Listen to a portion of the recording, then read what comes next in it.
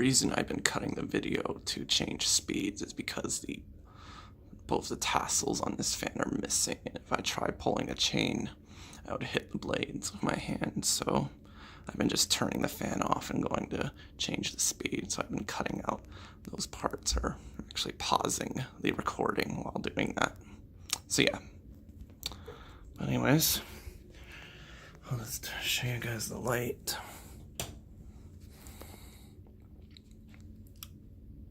With the fan running before I end the video.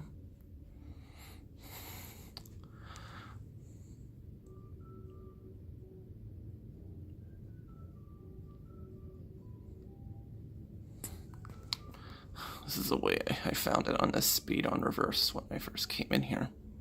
So yeah. And now I'll turn it. Now I'll turn it off. Alrighty, well, that's it. Thanks for watching, and be sure to rate, comment, and subscribe.